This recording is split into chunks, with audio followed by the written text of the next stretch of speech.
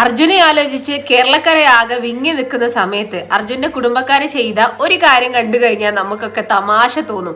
അപ്പോൾ എനിക്ക് തോന്നിയ ആ ഒരു തമാശ, ഒരു രസം നിങ്ങൾക്കും തോന്നിക്കോട്ടെ എന്ന് വിചാരിച്ചിട്ടാണ് ഇന്ന് ഞാൻ ഈ വീഡിയോ ചെയ്യുന്നത്.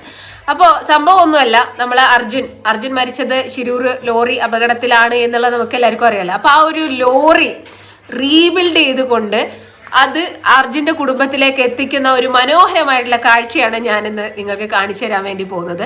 അപ്പൊ ഇതിൽ എന്താന്ന് വെച്ച് കഴിഞ്ഞാല് അർജുന്റെ കുടുംബക്കാർ അതിനോട് നടത്തുന്ന പ്രതികരണം. ഒരു മനുഷ്യൻ മരിച്ചു, അയാളുമായിട്ട് ഏറ്റവും അടുത്ത് നിന്നിരുന്ന മരണത്തിന് കാരണമായത് എന്ന് പറയുന്നത് ആ ലോറിയാണ്. അത് കാണുന്ന സമയത്ത് ഒരിറ്റ് കണ്ണുനീരെങ്കിലും ആ കുടുംബക്കാരുടെ മനസ്സിൽ നിന്ന് അല്ലെങ്കിൽ കണ്ണിൽ നിന്ന് വരേണ്ടതാണ്.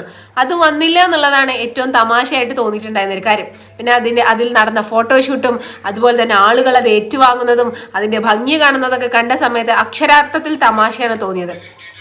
ഈ ഒരു വീഡിയോ വന്നത് ഓൺലൈൻ മലയാളി എന്റർടൈൻമെന്റ് എന്ന് പറഞ്ഞ ഒരു യൂട്യൂബ് ചാനലിനകത്താണ്. കണ്ടപ്പോൾ ഭയങ്കര രസം തോന്നി. അപ്പൊ നിങ്ങൾക്കും കൂടെ ഒന്ന് ഷെയർ ചെയ്യാന്ന് വിചാരിച്ചു. അപ്പൊ എന്തായാലും നമുക്ക് ആ വീഡിയോ കണ്ടിട്ടൊന്ന് തിരിച്ചു വരാം.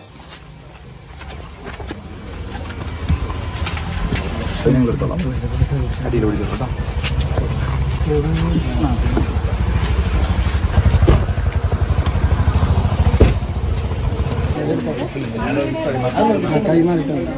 ഉള്ളിക്ക്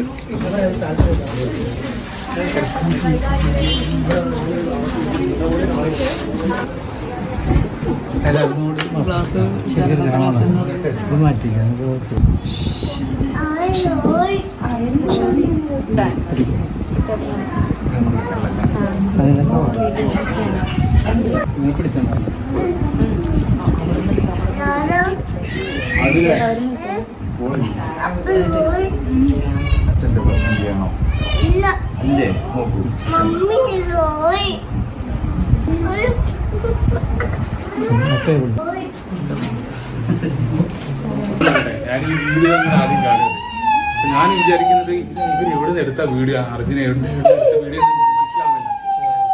പിന്നീടാണ് ഞാൻ മനസ്സിലാക്കുന്നത് ഇത് ആ ലോറിയല്ല, നിങ്ങൾ ഉണ്ടാക്കിയ ലോറിയാണ്.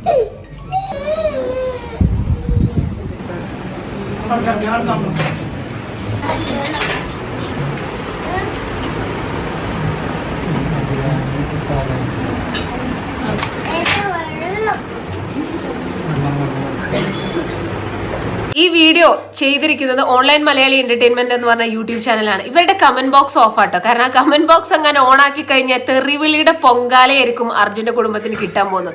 അപ്പൊ എന്താണെങ്കിലും അത് കണ്ടറിഞ്ഞുകൊണ്ട് തന്നെയാണ് തോന്നുന്നത് അവരുടെ ചാനലെല്ലാം പൂട്ടിക്കിടക്കണം. അതായത് കമന്റ് ബോക്സ് പൂട്ടിക്കിടക്കണം. പിന്നെ ഇതിനകത്ത് ഇവർ ചെയ്തിരിക്കുന്ന കാര്യം കണ്ടു കഴിഞ്ഞു കഴിഞ്ഞാൽ തമാശയാണ്. കാരണം ആ അർജുൻ ഏതൊരു കുട്ടി അങ്ങാണ്ടോ ഗിഫ്റ്റ് കൊടുത്തതാണ് തോന്നുന്നു. അത് വളരെ മനോഹരമായിട്ട് വീട്ടിലേക്ക് കൊണ്ടുപോകുന്നത് ഒരു ചില്ലുകൂട്ടിലൊക്കെ ആക്കിയിട്ട് മനോഹരമായിട്ട് വീട്ടിൽ ഭദ്രമായിട്ട് വെക്കുന്നു.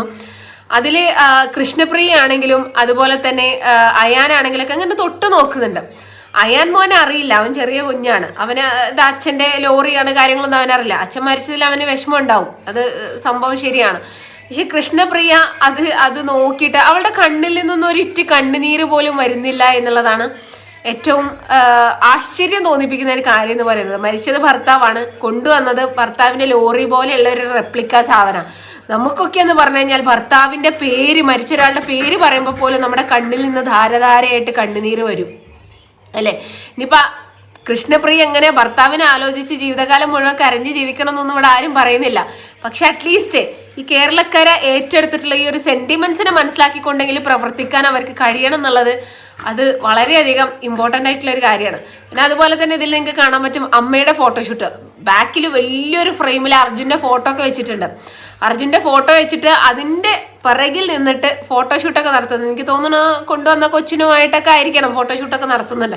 എന്നാലും അതിമനോഹരമായിട്ടുള്ള ഒരു നാടകമായിട്ടാണ് എനിക്ക് അതിനെ ഫീൽ ചെയ്തത്. അപ്പോൾ ഇതുമായി ബന്ധപ്പെട്ടിട്ട് വേറെ ചാനൽ ന്യൂസ് വന്നിട്ടുണ്ടായിരുന്നു. അതിൻ്റെ താഴെ മൊത്തത്തിൽ പൊങ്കാലയാണ്, അർജുൻ്റെ കുടുംബത്തിന് മൊത്തത്തിൽ പൊങ്കാലയാണ്. മനാഫിനെ കല്ലെറിയാൻ ഇവർക്ക് എന്താ അവകാശമുള്ളത്? മനാഫ് വിഷമിക്കുന്നുണ്ട്, കരയുന്നുണ്ട്. ഒരു മനുഷ്യൻ, മനാഫ് എന്നല്ല, കേരളത്തിലുള്ള എല്ലാ മനുഷ്യന്മാരുടെ മനസ്സിൽ നിന്നും അർജുൻ എന്ന് പറഞ്ഞ ആ ഒരു പേര്, ആ ഒരു വിഷമം പോയിട്ടില്ല. എല്ലാവരും ഇപ്പോഴും വിഷമിച്ചുകൊണ്ടിരിക്കുകയാണ്. അർജുൻ്റെ ചിത കത്തി എരിയുന്നതിന് മുന്നേ കുറച്ച് ദിവസമായിട്ടുള്ളൂ അയാളുടെ ഒരു ശവസംസ്കാരം കഴിഞ്ഞിട്ട്.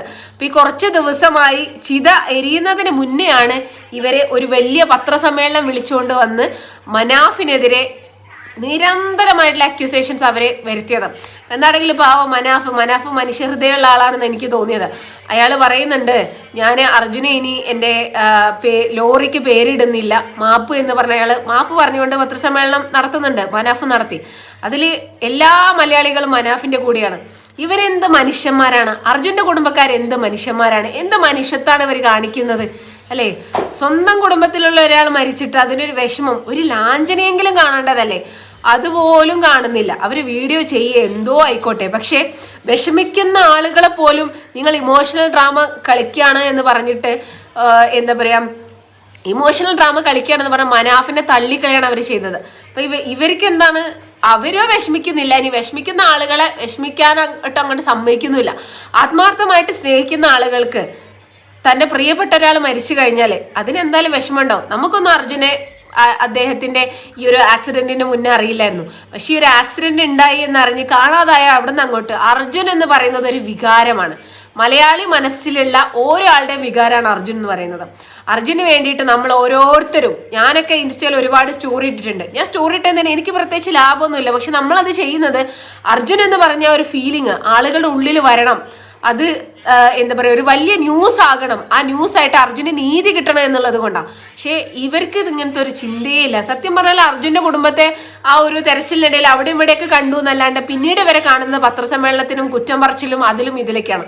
എന്നാണെങ്കിലും വളരെ മോശമായിട്ട് എനിക്ക് ഫീൽ ചെയ്തു.